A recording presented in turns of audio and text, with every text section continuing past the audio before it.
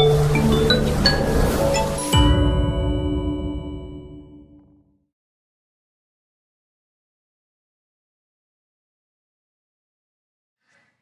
salve, galera, né?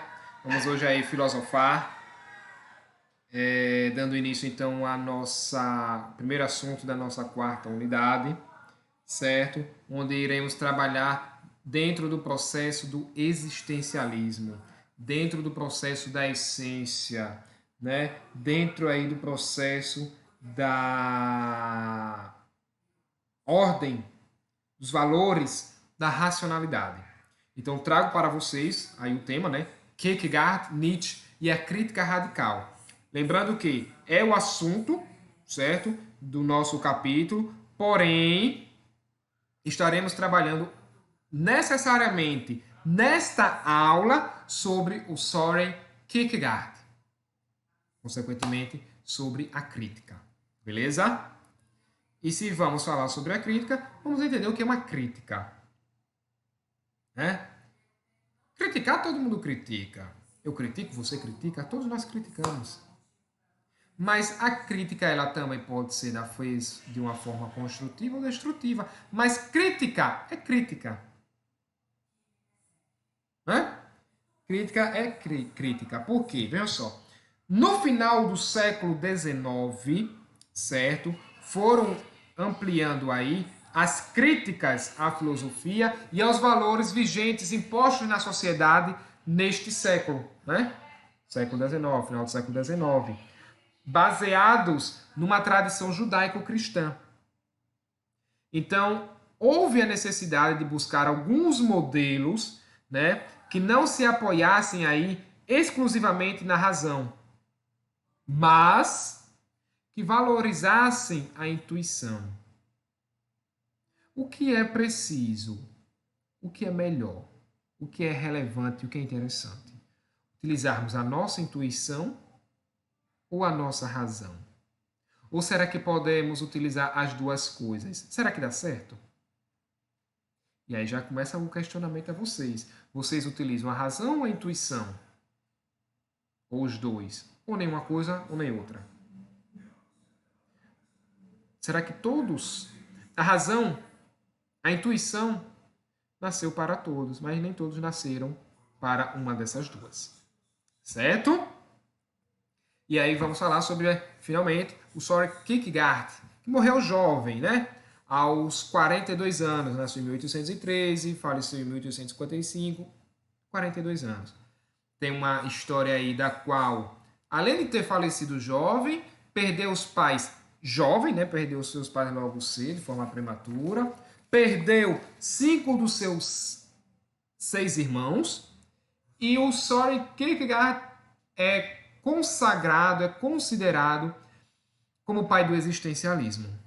Ah, professor, e o Sartre? Não é Sartre, quando fala existencialismo, Sartre, o Sartre. Gente, assim como temos o existencialismo sartriniano, beleza, claro, o Sartre é o cara, né, dentro do existencialismo. Mas o existencialismo, para o Kierkegaard, é voltado para o existencialismo cristão. Por quê? Porque o Kierkegaard, apesar de ter vindo de uma família religiosa, né, o pai queria que o Kierkegaard fosse pastor, uma família puritana, certo? Mas o Kierkegaard, ele utilizou-se de algumas regras, né? O Kierkegaard, ele mostrou aí que a vida, ela possui 3 dimensões: a ética, a estética e a religiosa, né? A dimensão ética, a dimensão estética e a dimensão religiosa, onde também o Kierkegaard ele vai utilizar de 3 ferramentas. Ele aborda 3 ferramentas: a angústia, a ironia e a repetição. Certo? Então, o Kierkegaard, considerado o pai do existencialismo, né? Via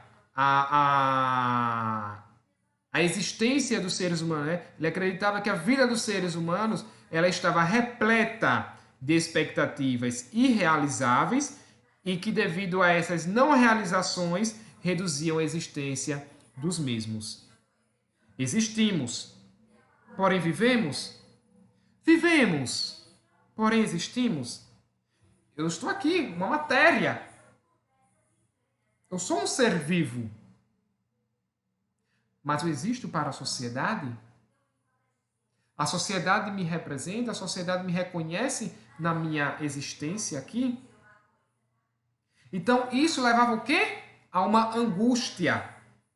A uma angústia, né? Porque, para o Kierkegaard, a angústia ela levava aí a infinitas possibilidades de escolher na vida, né? A angústia, ela dava a possibilidade na vida de você chegar ao desespero, né? Chegar ao desespero. Angústia e desespero eram os dois conceitos aí muito trabalhados mediante o pensamento do Kierkegaard, certo? Então, o Kierkegaard, ele dedicou o seu existencialismo e a definir o que é existência, assim como o Sartre, né? É a famosa frase do Sartre: a existência precede a essência. Primeiro precisamos existir para depois entendermos e compreendermos o que é a essência e qual é a finalidade da mesma. Então, segundo Kierkegaard, esta questão havia sido negligenciada pela tradição da filosofia. Descartes havia definido o cogito, né? O cogito ergo sum, penso, logo existo, sem dar conta do que é a própria existência. O Descartes já tinha colocado o cogito ergo sum como um princípio existencialista. Penso, logo existo. Se existo, é porque eu posso pensar. Mas o pensamento nasceu para todos, mas nem todos sabem pensar. E aí eu menciono algumas coisas que eu sempre gosto de repetir nas aulas. Até para perguntar se faz necessário saber. Você não vai perguntar de qualquer forma. Ah, mas tem que saber interpretar. Mas que a pessoa saiba interpretar, você tem que saber como é que você está perguntando. E para que você possa realmente existir, você tem que saber o que é o pensar. Então, Kierkegaard, ele desenvolveu alguns conceitos fundamentais para a compreensão de seu pensamento. Dentre eles, como eu disse, né, a angústia, a ironia e a repetição. E já iremos falar aqui sobre cada um desses. Então, a raça humana, ela deixou de temer a Deus. Depois disso, veio o castigo. Passou a temer a si mesma, a ansiar pelo fantasmagórico e agora treme diante dessa criatura de sua própria imaginação. Quem é a criatura da sua imaginação? O ser fantasmagórico do qual o ser humano deixou de ter medo, o ser divino, né? E aí vemos alguns conceitos do Kierkegaard: a angústia, a ironia e a repetição. Vamos falar sobre cada um deles, certo? Então, Kierkegaard, ele afirmou que a angústia é o cerne da existência humana. A angústia é a disposição do espírito diante da liberdade de escolhas. Eu tenho possibilidades infinitas de liberdades, mas eu fico angustiado com tanta liberdade, eu não sei o que é que eu vou fazer. O que é que eu vou escolher? Né? A angústia é a possibilidade da liberdade. E o medo, consequentemente, dessa possibilidade. Pô, eu tenho a possibilidade da liberdade, mas ao mesmo tempo eu tenho uma angústia com isso. Angústia é o puro sentimento do possível. Se houver coragem de ir mais além, se constatará que a então realidade ela será muito mais leve do que era a possibilidade. Então não fique na possibilidade, fique na própria existência realística. E o grande salto será o mais difícil, que é cair nas mãos de Deus, né? E o grande salto será o mais difícil. Será cair nas mãos de Deus, será a coragem. Então Kierkegaard, ele diz que ao olharmos para um precipício, sentimos vertigem diante da possibilidade de nos sentirmos atraídos por ele, pela liberdade de escolha entre atirarmos-nos ou não no vazio. E aí me vem a memória, né, de uma certa pessoa que fez um TCC em 30 páginas, né? O TCC, uma aula aí de 30 páginas, explicando o que é o vazio. E aí a pessoa fica se perguntando, cara, mas explicar o vazio? Não tem como. Tem.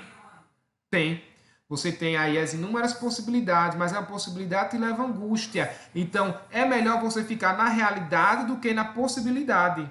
Porque, então, existe a realidade de você trabalhar o vazio, mas não a possibilidade. Porque a realidade, ela se concretiza.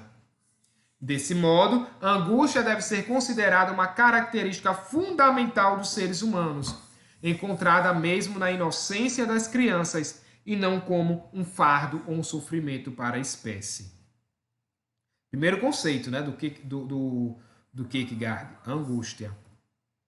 Segundo conceito, a ironia. O conceito de ironia é marcado pela impossibilidade da verdade ser introduzida no indivíduo como uma doutrina. O filósofo se apropria da ironia de Sócrates, que era um componente do método socrático. Assim, o filósofo pretende fazer com que o indivíduo perceba os 3 estágios de sua existência, o que eu já falei. Quais são os 3 estágios da existência? O primeiro estágio, a estética, né? O segundo estágio, a ética. E o terceiro, o estágio religioso. E mediante isso, você é ateu? Sou, graças a Deus. Cara, se você é ateu, como é que você agradece a Deus? Irônico, né? Mas explicável. Então a ironia marca a busca pela verdade como uma busca interior ao indivíduo e sua conexão com o universo. Por isso que o ateísta disse que é ateu graças a Deus. Porque ele busca a verdade dentro do seu interior. E muitos não sabem o que é o ateísmo. Eu sou ateu, mas não sabem o que é a definição do ateísmo. Para Kierkegaard, aí vem o processo da realização, né? A outra etapa aí, né? Outro conceito. Para Kierkegaard, a repetição se localiza entre a recordação e a esperança. Assim, entre 2 extremos, é na repetição que se aciona o verdadeiro valor da vida. E aí ele coloca: por um lado, a recordação traz consigo uma falta, da qual não é possível suprir por estar no passado. Enquanto a esperança é a necessidade do novo, é fonte de frustrações por se basear em um futuro imprevisível. O desejo de repetição é a condição do indivíduo maduro, que encontrou as bases seguras para o desenvolvimento de uma vida saudável. E o indivíduo ele só pode ser responsável pela repetição, já que recordação é um passado irrecuperável e a esperança é um futuro incerto. Cara, então o nosso futuro é incerto. Não temos certeza do que virá no amanhã, né? Somos também responsáveis pela repetição, porque isso é a condição do indivíduo maduro. E aí o Kierkegaard cita: arriscar-se é perder o equilíbrio por uns tempos, mas não se arriscar é perder-se a si mesmo para sempre. A crítica à realidade, a crítica existencial, a crítica à vida e as inúmeras possibilidades que permeiam a nossa existência. Existencialismo é essência da vida. E qual é a essência da vida? Isso aí fica para uma outra aula, certo? Então ficam as referências, né? Módulo 5, capítulo 13 de Filosofia, Desencanto e Desconstrução. Até breve.